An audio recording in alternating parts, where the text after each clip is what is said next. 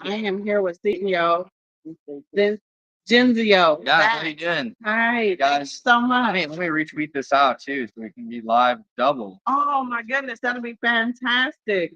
So guess what? It's always good to connect with other like-minded On individuals. X. Yeah, it's on X, and it should be live streaming now. Yeah.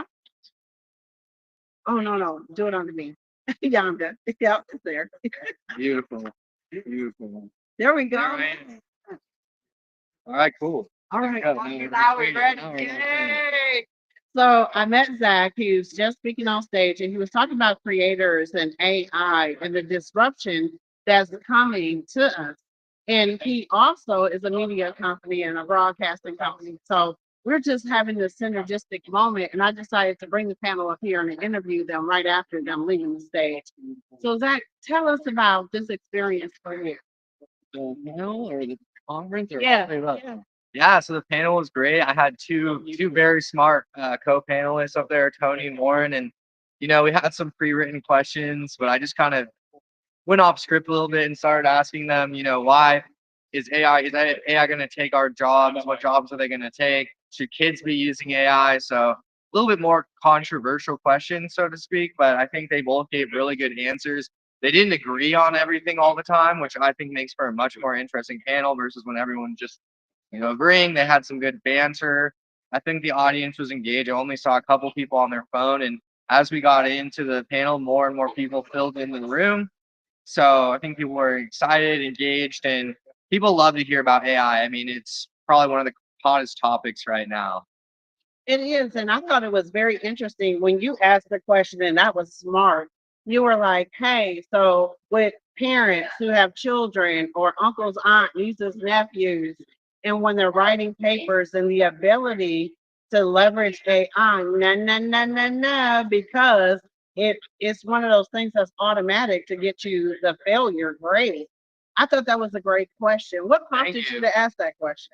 Well, it's honestly because it's a debate that's going on within my own family right now. I don't have any children, but I have a lot of cousins. My mom was 10 years younger than her oldest sister, so I have a lot of cousins who now have kids who are in elementary school, middle school, and AI is so big, right now for everyone, including people in school, because when I was growing up at the youngest age, you'd have to go to the library, read through books, and then of course you could use the internet, but you weren't allowed to use, I remember, like Wikipedia, things like that. And so I basically asked them, and some of my cousins are actually teachers, elementary school teachers, high school teachers, a lot of teachers in my family. So it's just a conversation that we've been having within our own family about, is this smart? Should kids be using this? And most of them are saying no, like they should not be using it. It's just going to make them dumb, So my opinion is,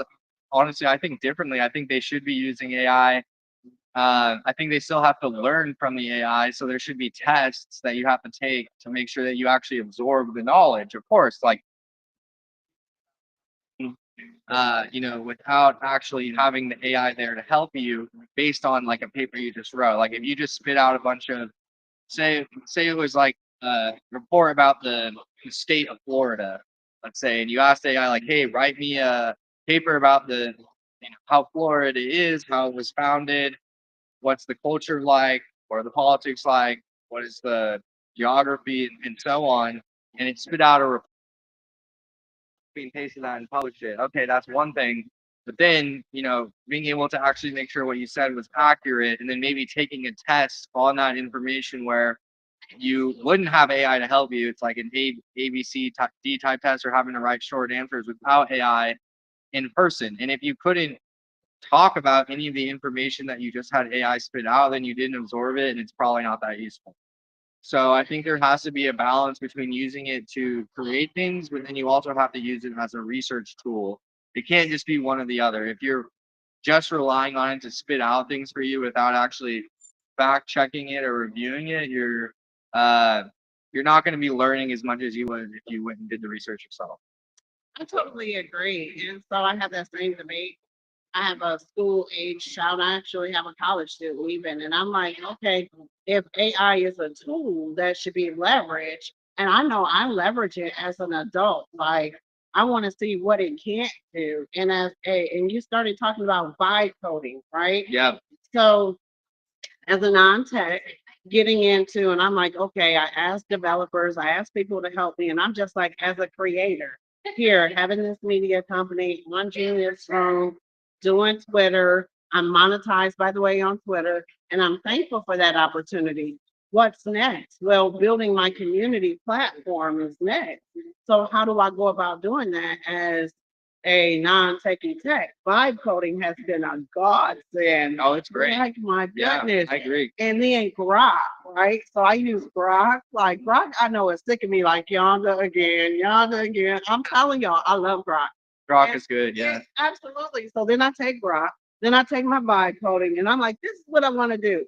And then people like, well, what about your back end? I'm like, what about my back end? Okay, wait a minute. So I'm like, oh, exactly. So then I have to add what elements of a back end really means as a non-techie tech, and then I start the vibe code. What's your thoughts on vibe code? I think it's very useful. I mean, because traditionally, if you wanted to create something on the internet with software, you usually have to hire some very expensive devs, be a dev yourself, or raise a lot of money, to hire those devs. So I think what it does is it really brings down the barrier for people who want to test out ideas in a more quick way. I do think that you need experienced developers to check what's going on there, make sure that there's no security flaws. But I think if you can vibe code up like say a website or an app that can then get you to see if people are actually interested, you can get a lot more traction and feedback at a much quicker rate. Like you don't have to spend millions of dollars to build up a mock-up or a barely usable app anymore. You can do that with vibe coding just to see if like is this going to catch on. If a lot of people are trying to use it and then you maybe have issues, that's okay because then you already know like, hey, I'm getting traction, I'm getting user base, you can raise money, you can do it in a longer term way. But if you didn't have vibe coding there to facilitate that early creation process, a lot of good ideas probably wouldn't be coming to the forefront. So I think vibe coding is great. I think you can't fully replace developers yet, but I do think over time it could replace a lot of developers. Over time, it's not there yet.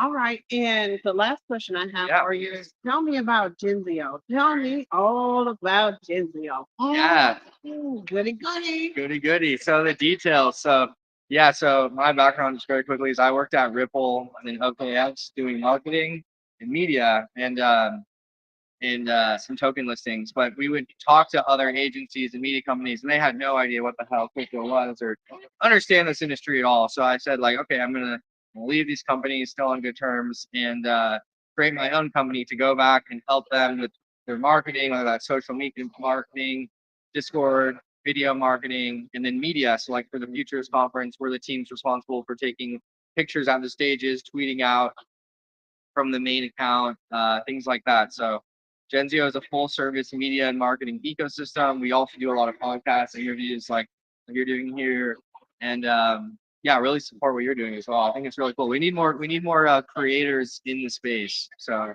the more creators we have, the more people we have making videos, it's gonna be better. I highly encourage our viewers here to follow.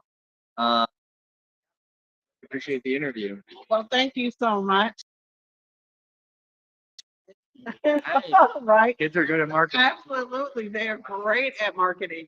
And so I want to thank you for this impromptu interview.